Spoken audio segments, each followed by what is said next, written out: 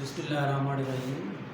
السلام علیکم عزیز طلباء، کلاس 8 آج کا جو ہمارا لیکچر ہے وہ ہے سبق ہجرت نبوی اور اس کا آخری اقتباس، لاسٹ والا اقتباس جو ہے آج ہم اس کی تشریح، اس کے مشکل الفاظ کے معنی اور اس اقتباس میں مصنف مولانا شبلی نعمانی نے کیا ہجرت واقعہ میں سے کس بات کی طرف اشارہ کیا ہے اس کو آج ہم ڈسکس کریں گے۔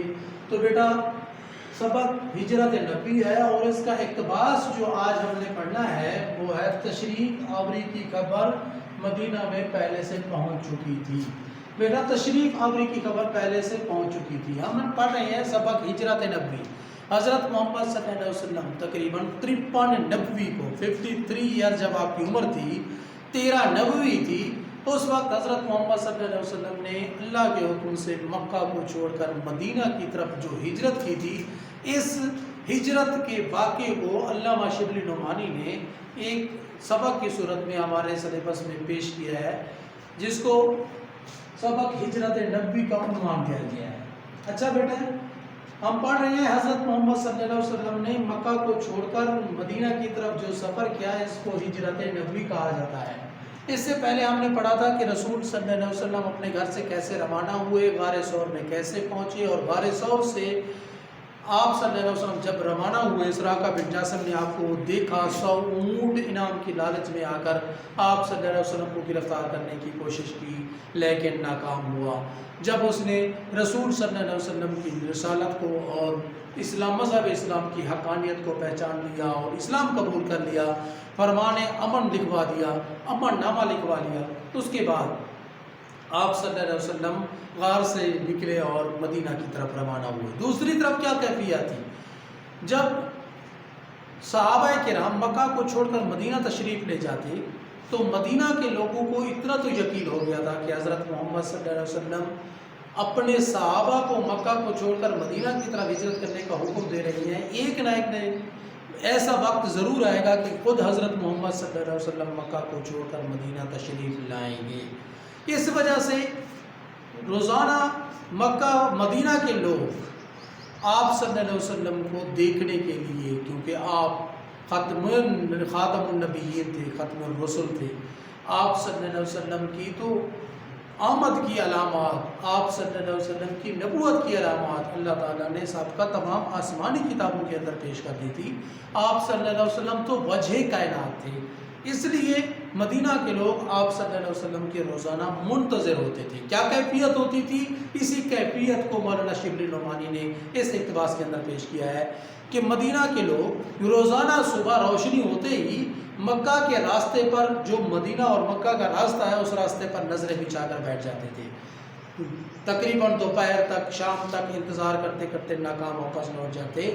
ان کی خواہش یہ ہوتی تھی، ان کی کوشش یہ ہوتی تھی کہ سب سے پہلے رسول صلی اللہ علیہ وسلم کا دیدار وہ لوگ کریں۔ اس دیدار کے لیے آپ صلی اللہ علیہ وسلم کو دیکھنے کی غرض سے اور آپ صلی اللہ علیہ وسلم پر قربان ہونے کی غرض سے وہ لوگ روزانہ آپ صلی اللہ علیہ وسلم کے راستے پر، کہ کب آپ صلی اللہ علیہ وسلم تشریف لاتی ہیں، روزانہ آپ کے راستے پر نظریں بچھا کر بیٹھے رہتے تھے۔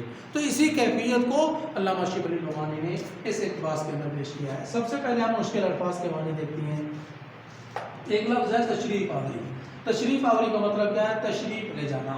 حضرت محمد صلی اللہ علیہ وسلم مکہ کو چھوڑ کر مدینہ روانہ ہوئے، اسی عمل کو کیا کہا جاتا ہے؟ تشریف آوری، تشریف لے جانا۔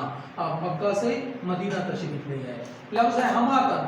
ہماتن کا مطلب کیا ہے؟ سب، تمام، یعنی تمام لوگوں میں سے اکثریت رسول صلی اللہ علیہ وسلم کے اس راستے پر نظریں بچھا کر بیٹھ جاتے تھے جہاں سے آپ صلی اللہ علیہ وسلم نے آنا ہوگا۔ اچھا جی، چشم انتظار لفظ ہے، چشم نگاہ کو کہتی ہے اور انتظار منتظر، اس کا مطلب کیا ہے؟ منتظر نگاہیں، منتظر نظر۔ اچھا ایک لفظ ہے تڑکے۔ تڑکے جو ہے اس کا مطلب کیا ہے؟ صبح سویرے، یعنی صبح کے وقت، سورج کے طلوع ہونے سے پہلے کے عمل وقت کو تڑکا کہا جاتا ہے۔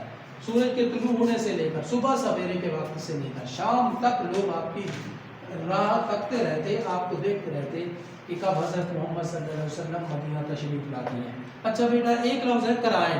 قرائن لفظ جو ہے علامات ہے، نشانیاں ہے، اور لفظ ہے تکبیر، اس کا مطلب ہے اللہ اکبر۔ تو یہ آج جو ہم اقتباس پڑھ رہی ہیں اس کی ہمارے تقریباً مشکل الفاظ یہی ہے جن کے معنی میں نے آپ کو بتا دیے ہیں۔ اب دیکھیے جی بک پر، بک کھولیں، پیج نمبر 3 ہے اور اس کی لاسٹ والی 2 لائنیں ہیں۔ تشریف آوری کی خبر مدینے میں پہلے پہنچ چکی تھی۔ تشریف آوری کا مطلب میں نے آپ کو بتا دیا ہے، حضرت محمد صلی اللہ علیہ وسلم مکہ کو چھوڑ چکے ہیں، مدینہ کی طرف روانہ ہو چکے ہیں، یہ اطلاع پہلے سے ہی پہنچ چکی تھی۔ مشرکین مکہ نے آپ صلی اللہ علیہ وسلم کو تلاش کرنا ہے اور آپ صلی اللہ علیہ وسلم مدینہ کے راستے پر چل پڑے ہیں، یہ اطلاع مدینہ میں پہلے ہی پہنچ چکی تھی۔ اچھا، تمام شہر ہماتن چشمے انتظار تھا، پورے کے پورے شہر، کیونکہ آپ صلی اللہ علیہ وسلم تشریف لانے والے تھے، حضرت محمد صلی اللہ علیہ وسلم کی تشریف آوری تھی۔ مدینہ کے لوگ چاہتے تھے کہ آخری پیغمبر حضرت محمد صلی اللہ علیہ وسلم ان کے شہر میں آباد ہوں، یہ ان کا سچا مقصد تھا، حقیقی مقصد تھا۔ تو تمام لوگ، شہر کے اکثر لوگ منتظر نگاہوں کے ساتھ آپ صلی اللہ علیہ وسلم کے راستے پر بیٹھ جاتے۔ معصوم بچے فخر اور جوش میں کہتے پھرتے تھے کہ پیغمبر آ رہے ہیں۔ یہ تو بڑے لوگوں کی کیفیت تھی، بچوں کی کیفیت یہ تھی کہ فخر اور جوش اور جذبات میں آ کر کہتے تھے کہ پیغمبر تشریف لا رہی ہیں، پیغمبر آ رہی ہیں۔ لوگ ہر روز تڑکے سے نکل کر شہر کے باہر جمع ہوتے، تڑکے صبح سویرے کے وقت کو کہتی ہیں، تو لوگ ہر روز تڑکے سے نکل کر شہر کے باہر جمع ہوتے اور دوپہر تک انتظار کر کے حضرت کے ساتھ واپس چلے جاتے، کیونکہ تقریباً کچھ دنوں کا سفر تھا، 1 دن یا 2 دن کا سفر تو نہیں تھا۔ آپ صلی اللہ علیہ وسلم جب مکہ سے روانہ ہوئے 3 دن تو آپ صلی اللہ علیہ وسلم غار ثور میں بیٹھے رہے، اس کے بعد آپ روانہ ہوئے، تقریباً 1 ہفتے کا سفر تھا۔ تو روزانہ وہ لوگ آپ صلی اللہ علیہ وسلم کو کہ کب آپ نمودار ہوتی ہیں آپ کے راستے پر نظریں بچھا کر بیٹھ جاتے تھے، لیکن ناکام واپس چلے جاتے۔ 1 دن انتظار کر کے واپس جا چکے تھے، شام کا، صبح کے وقت سے لے کر شام تک، دوپہر کے وقت تک انتظار تو کرتے رہے، لیکن انتظار کرتے کرتے واپس جا چکے تھے۔ ایک یہودی نے قلعے سے دیکھا اور قرائن سے پہچان کر پکارا۔ یہودی نے قلعے سے دیکھا ایک بحیرہ نامی راہب جو آپ صلی اللہ علیہ وسلم کے راستے پر بیٹھا ہوا تھا۔ مدینہ اور مکہ کا جو راستہ ہے، اس راستے پر اس نے قلعہ بنا رکھا تھا۔ مقصد کیا تھا؟ اس نے تورات میں پڑھ رکھا تھا کہ جو آخری پیغمبر آئے گا وہ مکہ چھوڑ کر مدینہ کی طرف ہجرت کرے گا۔ مکہ کے لوگ، اس کے اپنے لوگ اسے مکہ میں رہنے پر، مکہ سے رہنے نہیں دیں گے، مکہ میں نہیں رہنے دیں گے، مکہ سے ہجرت کرنے پر مجبور کر دیں گے اور وہ اسی راستے سے گزریں گے۔